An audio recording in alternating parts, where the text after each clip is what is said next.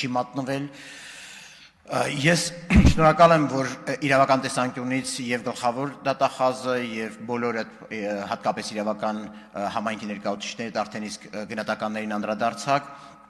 եւ այստեղ իմ խոսքը կառուցելու եմ որպես եւ այդ շրջանի դրամատիկ իրադարձությունների ականատես եւ պատգամավոր, ով հենց այս դահլիճում իհարկե նախկին կահավորմամբ ականատեսը դարձավ են ողբերգության, երբ ըստ էության պետության կողմից ընդունված արտակարգ ռեժիմի արտակարգ հրամանագրով կանաչ լույս վառեց ոչ միայն իրականացնելու, լեգիտիմացնելու արդեն իսկ թափված արյունը, որովհետև մենք արդեն տեղեկություններ ունեինք Լեոյի փողոցում ուրեմն սպանությունների կապակցությամբ եւ հետին թվով ուղղակի արդեն օրինականացվում էր այդ ամեն ինչը եւ նաեւ ըստ էության չնայած ցավոք սրտի մեր բոլոր զգուշացումներին այդ պահի իշխանություններին եւ արդարադատության նախարար Գեորգ Դանիելյանին եւ նախագահի ներկայացուցիչին եւ մյուս բոլորին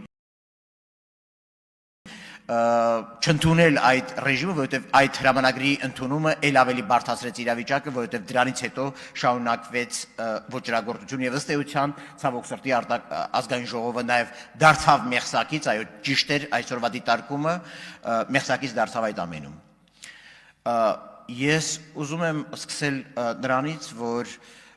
այո, պետության սահմանադրության առաջին հոդվածները այդ թվում եւ անփոփոխ հոդվածները ոչ միայն պետության տեսակն են ֆիքսում, այլ նաեւ պետության պարտավորությունը պահպանելու ինքնիշխանություն, անկախություն, ժողովրդավարություն, իրավական, սոցիալական պետություն։ Եվ պիտի խոստովանել, որ Հայաստանի Հանրապետությունը ցավոք տապալել է իր այդ գործառույթը մարտի 1-ի առումով։ Ոչ միայն ժողովրդաիշխանության պահով, որի մասին հրաշալի խոսեց նաեւ պարոն Եգորյանը, գիտեք, ես իհարկե ընդունում եմ, որ քրեական գործը պիտի քննվի առկա փաստական հանգամանքների, ապացույցների եւ մնացածի հիման վրա եւ որակումները կարող են տրվել քրեական օրենսգրքում առկա հոդվածներով, բայց ես այստեղ ուղղակի ավելի լայն ծավալ եմ բերելու, որովհետեւ մարտի 1-ին իրականում գնդակահարվել է Երևանի փողոցում ոչ միայն Հայաստանի Հանրապետության քաղաքացին, այլ ժողովրդավարությունը։ Մենք երկու հանցագործություն ունենք։ Նման սահմարկեցուցիչ հանցագործություն հոկտեմբերի 27 եւ մարտի 1։ Ճանապարհին դժողների իրավաճորտներից շատ հարգարժան մեր ընկերուհու հետ զրուցում էինք այդ երկու հանցագործությունների օրգանական կապի միջև։ Ըստ էության երկրորդը հնարավոր դարձավ առաջինի անպատժելիության արդյունքում, որովհետև այո, ժողովրդավարական ինքնիշխան պետության ապահովագրում տեղի ունեցավ հոկտեմբերի 27-ի բացահայտման տեսքով, որովհետև երկու հոդվածների թիրախներում էր ժողովրդավարություններ եւ ժողովրդաիշխանություններ եւ ինքնիշխանություններ, որովհետև ժողովրդավարությունը ինքնիշխանության ամենակարևոր մակարդակն է, եւ ժողովուրդը ինքն է որոշում։ Երկու հանցագործություններն էլ կատարվել են Հայաստանին եւ Հայաստանի ժողովրդին թույլ չտալու կայացնելու որոշում։ Ոչ իր օրինական ընտրված իշխանությունների միջոցով 99 թվականին իդեմս միասնություն դաշինքի, ոչ 2008 թվականին, երբ ժողովուրդը պահանջում էր ուղղակի ապահովել իր իրավունքը ձևավորելու իր իշխանությունը։ Եվ հետեւաբար, եթե նույնիսկ քրեական օրենսգրքում այդ հոդվածը կամ այդ սանկցիան չկա, բա ինչով ենք դատելու այս ծանրագույն հետևանքները, երբ այս հանցագործության թիրախներում եղել է կոնկրետ Հայաստանի Հանրապետության ժողովրդավարությունը, կոնկրետ ինքնիշխանությունը։ Այո, այդ հոդվածները կան իշխանության յուրացման, սահմանական կարգի տապալման հետ կապված, իդեպ մի շատ հետաքրքիր բան, երբ մարտի 1-ի երեկոյան մեզ հրավիրեցին եւ մենք թողեցինք Ֆրանսիայի դեսպանատան հարակից հրապարակը եւ եկանք այս դահլիճ նիստի, երբ կարդում էինք արտակարգ դրություն հայտարարելու հրամանագիրը, իմ աչքից չվրիպեց եւ պատահական չէր տիկին դատախազ, որ այդ հարցը ձեզ ուղղեցի եւ նաեւ պարոն Եգորյանին այդ ակնարկով եւ պարոն Քոչարյանը չափազանց մանրակրկիտ ու դետալային անդրադարձավ, պատահական չէր, որ աչքից զառնեց բանակի հետ, պաշտպանության նախարարության հետ փոխառնչության տողը, որտեղ տեսանելի էր, որ այն գործառույթները, որոնք պիտի իրականացներ ներքին գործերի նախարարությունը հասարակական կարգի հետ կապված, վերապահվում է բացարձակայլ մարմնի, եւ դրանք միայն կարող է իրականացնել համադրությամբ ներքին գործերի նախարարությունը, այն գործառույթները, որոնք չէր կարող պաշտպանության նախարարությունը իրականացնել, որովհետև համադրության եւ նախկին խմբագրումը եւ ներկա խմբագրումը, ինչպես պարոն Քոչարյանը նշեց, արգելում էր բանակի ներգրավում քաղաքական գործընթացներում, բայց գրքին այդ աղերսները կար, տեսանելի էր, որ եւ վերջո նաեւ այս քննված գործից եւ դրա ծավալներից, դրա հարյուրավոր հատորներից ակնհայտ չէ, որ հանցագործության պլանավորումը կամ իրականացումը չի կատարել միայն մարտի 1-ին կայացված մեկ որոշմամբ, դա ունեցել է իր վաղօրոք նախապատրաստության փուլը, ցավոք սրտի իր բոլոր արտացոլանքներով եւ Լեռնային Ղարաբաղում եւ Հայաստանի Հանրապետության զինված ուժերի այս ստորաբաժանումներում հոգեբանորեն կայուն այդ մարդկանց հավաքագրելու եւ Հայաստանի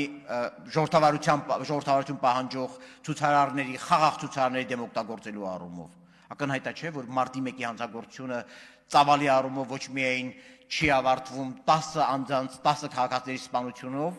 ոչ միայն չի ավարտվում զուտ ուղղակի իրավական մասով, այլ նաև քաղաքական մասով, որի հետ այո համանագից դժվար է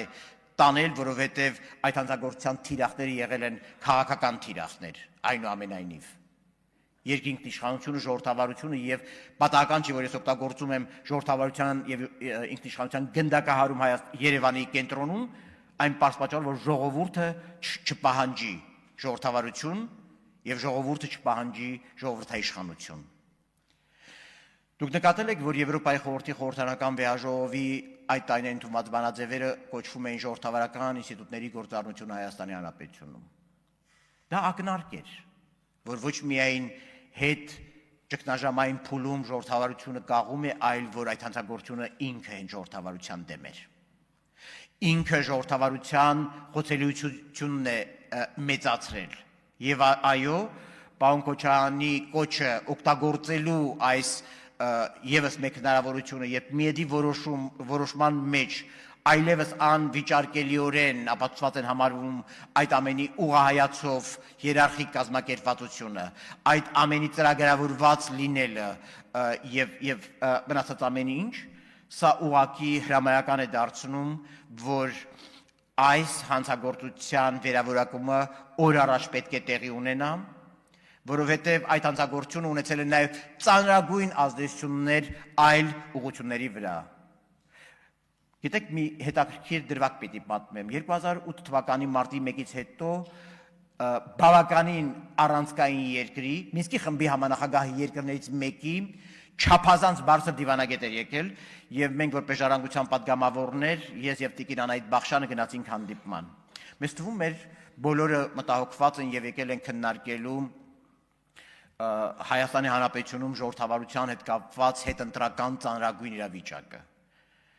Մի փոքր քննարկումից հետո գիտեք ինչ ասեցին, իսկ ինչ կասեք հայ-թուրքական հարաբերությունների կարգավորման մասին։ Իսկ որ հոդվածով են քննարկելու այն հետևանքները, քրեական օրենսգրքի որ հոդվածն են տարածելու այն հետևանքները, որը առաջացրել արտաքին քաղաքականության մեջ իշխանությունը ստանձնած Սերժ Սարգսյանի լեգիտիմության խայտարակ պակասի պատճառով, որի արդյունքում ստիպված է եղել ընդունել հանուն արտաքին լեգիտիմության եւ Հայաստան-Թուրքիա հարաբերությունների եւ Արցախի խնդրով անբարենպաստ առաջարկությունները։ Չէ որ այդ շրջանում էր, որ Ռոբերտ Քոչարյանին հանձնված մադրիդյան առաջարկները նաեւ կարողացան դարձնել Սերժ Սարգսյանի ժառանգություն։ Իսկ որ հոդվածներով ենք դատելու քրեական օրենսգրքի այս հոդվածները։ Այս հոդվածի քաղաքական հետևանքները եւ լրջագույն